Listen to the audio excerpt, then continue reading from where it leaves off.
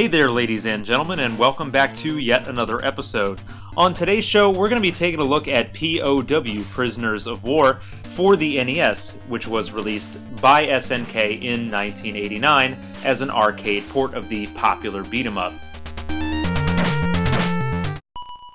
The story in POW is pretty simple. It's about controlling a military prisoner who's in the process of fighting his way into the enemy's base and eventually attempting to kill their leader and escape from POW camp. The funny thing about POW is when I was a kid and I used to rent the game, I would put the game in the system, and because of that white screen, I would always just make the assumption that the game wasn't working, because if you guys remember back then, you would put in the game and sometimes it would flash or just give you a solid color screen, and you'd have to take the game out, put it back in, sometimes you'd blow on it or jiggle around in the system to make it work. So it was kind of embarrassing to admit now, but at the time, I always just thought the game was broken until I let it go for about 5 seconds. There are 4 total levels in POW, but each one has multiple sections, and they are pretty long. One huge difference between this and the arcade version is the lack of 2-player support. Yep, that's right, this is another one of those NES games that's 1 player only, kind of like Bad Dudes or Double Dragon. And it's really a shame too, because as fun as this game is, it could have been even better with a 2nd player. Another difference between this version and its arcade counterpart are the controls. They are a little bit different, being that the arcade version had 3 buttons instead of just the 2 that you have on an NES controller, so they kind of had to make do and change the way some of the moves are done. For example, the back punch is now done by hitting the opposite direction in the punch, and jump kick now, instead of having its own jump and kick buttons, are now done with A and B together, kind of like in Double Dragon. There are some things, however, a couple features here and there that made its way into the NES port that weren't even in the arcade, so you've got a couple new things to work with, like now you have the ability to enter rooms and fight for power-ups, and those power-ups can be either the brass knuckles, the armor, or just a life power-up. The armor will block gunshots and knives, the life up does exactly what you'd think it would, and the brass knuckles makes your attacks far more deadly. Not only that, but there are even some new enemy characters that weren't in the arcade game, and these consist of the snorkel guys that fight you from underwater and pop up behind you and try and stab you real quick, the shotgunners, and even the strongman boss character. Another feature in the NES version is the ability to pick up and toss grenades, which is completely new and can help you take out a couple of the bosses much easier.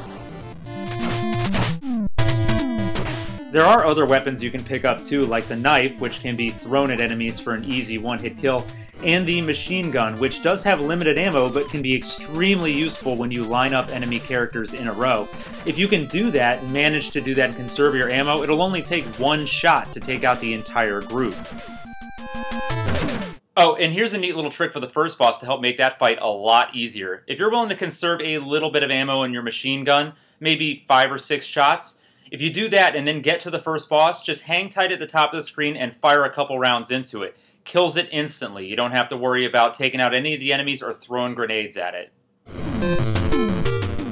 One thing you'll notice about this game when you first start playing it, if you've never played POW before, is how goddamn difficult it is. This game is really hard, and they only give you 3 credits to deal with. Most of the enemies in the game can kill you in maybe 1 or 2 hits total. Luckily, there is a code that you can put in at the title screen for 21 lives, and even though that sounds like a lot, it's still not that much, and it's still quite a challenge to beat the game, even with 21. The graphics in POW are what I would consider pretty well done.